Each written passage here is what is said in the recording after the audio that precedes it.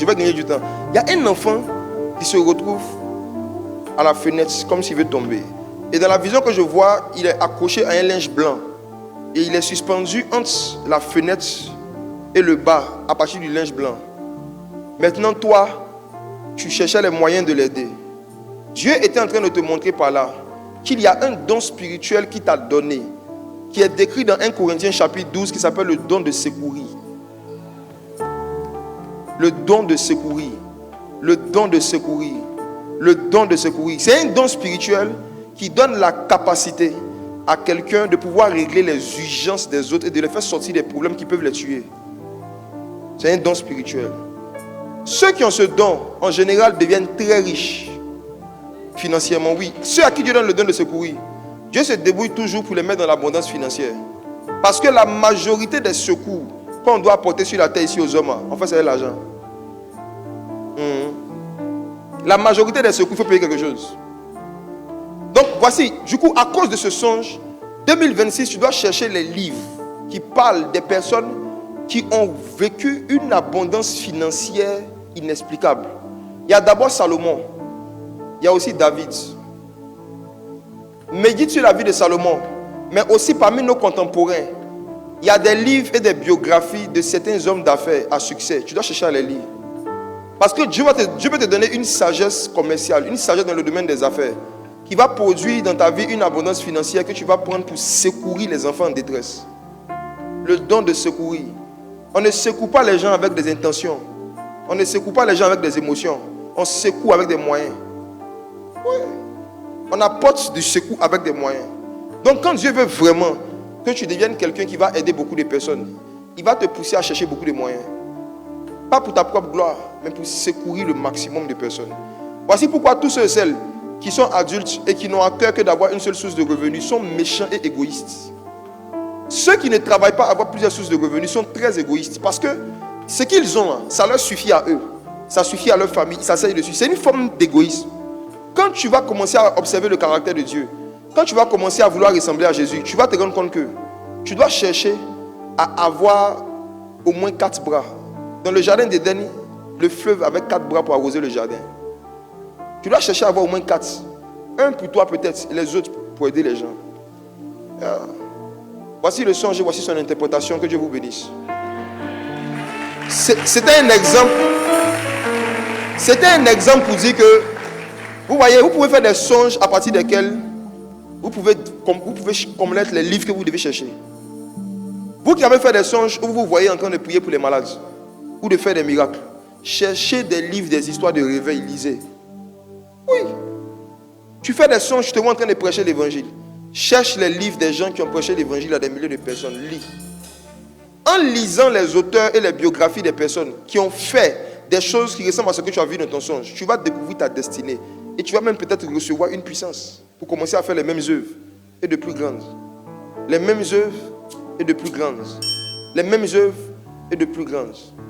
Qui ici a fait un songe dans lequel tu es en train de laver des bébés, des jumeaux? Qui a fait un songe? Tu as eu une vision dans laquelle tu lavais des bébés, des jumeaux. C'est toi? Waouh! Dans une bassine bleue. Donnez-lui le micro. Jésus. Les bandas la prende que vos blede que vos gladego. Shkali apenda. Vali apande lelele. Iri aplendo fale. Aliye ladide. Wala kanda rada kabasi bleko wende vero. Le bracci la ponte vale a vale a sople comme de Claude Gaze d'Over. L'année 2026 sera sous haute tension prophétique. Je vous informe en même temps que notre premier camp de 2026 sera au Palais de la Culture Salle à Numambo. Le 24 janvier 2026. Toute la journée. Le thème de ce programme de réveil sera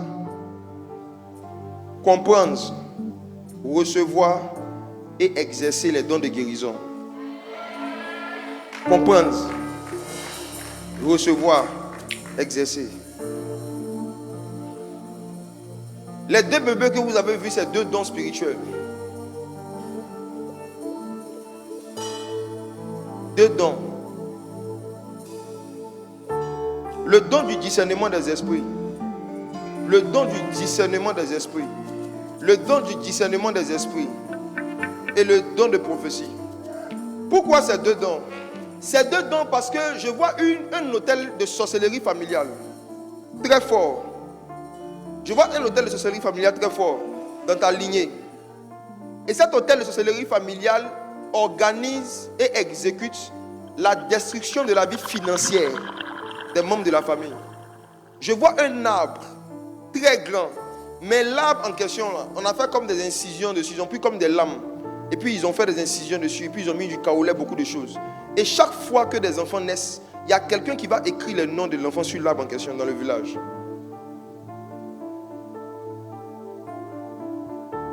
Et 2026, Dieu veut t'utiliser comme il a utilisé Gédéon pour renverser un hôtel démoniaque familial. La bande de la hase blenda cavas de bras de gloire de veille à de. Les deux bébés que tu as vus, ces deux dons, tu t'es vu en train de les laver parce que c'est des dons que tu dois comme entretenir, nourrir. Tu dois t'instruire là-dessus. Cherche des livres qui parlent de ces choses. Donnez le micro à celui qui est devant moi. Alléluia. Bonjour. Bonjour. Vous êtes là? Je suis là parce que je viens d'arriver et vous parlez de la révélation que j'ai reçue qui m'a dirigé au CHU de Angré. Quelle révélation? J'ai vu une jeune fille qui coulait le sang. Et je suis parti à l'hôpital, j'ai croisé monsieur Enoch. Et il me dit oui, sa soeur coule du sang depuis le... Les gars de la sono, augmentez le volume, j'entends pas. Augmentez son son, j'entends pas. Oui, allons-y. Hier l'après-midi, oui, j'ai reçu le songe. Quel songe? J'ai vu une jeune fille qui est en train de couler le sang. Ok. Le Seigneur m'a dirigé au CHU de Angré. Arrivé là-bas, j'ai croisé le jeune homme qui s'appelle Enoch, qui me dit que voilà, oui, sa soeur est malade depuis le 2 décembre. Elle ne fait que couler le sang. J'ai prié pour elle. J'ai prié pour elle. On m'avait dit qu'à 18h, ils avaient prévu de les libérer. Mais quand je viens d'arriver, vous venez de parler de ce songe-là. Voilà pourquoi je suis approché. Moi, j'ai parlé de ça. Vous avez demandé qui a fait un songe où il a vu quelqu'un attraper un drap. Tu m'as entendu dire ça? Attendez, calmez-vous. Tu m'as entendu dire ça, n'est-ce pas? En fait, je viens d'arriver, oui. Et quand je suis venu, tu m'as entendu dire ça? Oui, je vous ai entendu dire ça. Très bien.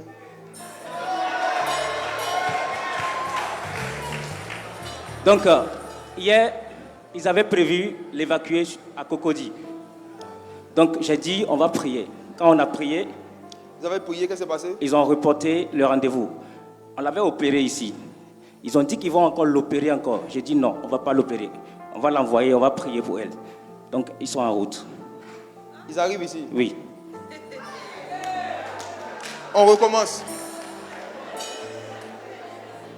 2026. Ce sera bizarre.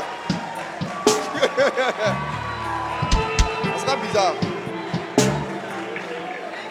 On recommence.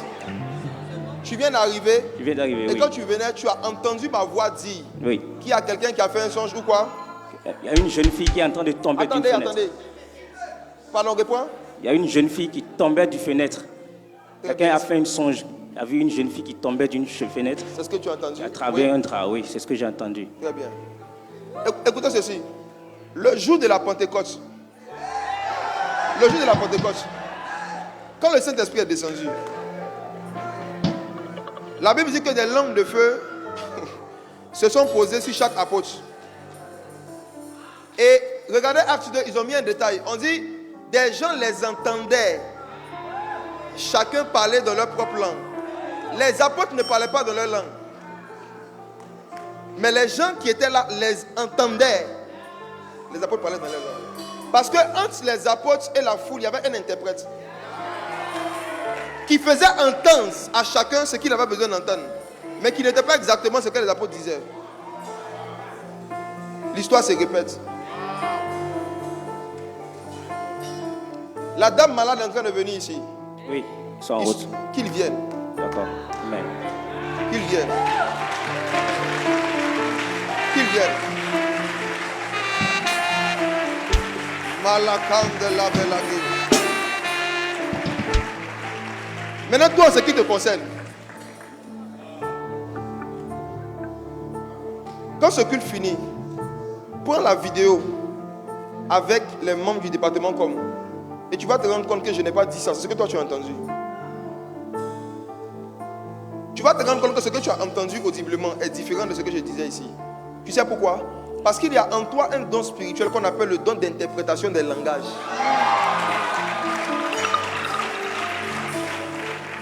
Il y a en toi un don qui s'appelle dans 1 Corinthiens, le chapitre 12, le don d'interprétation des langages. C'est ce don qui te permet de pouvoir entendre ce dont tu as besoin dans un langage qui est différent de ce qui est en train d'être dit.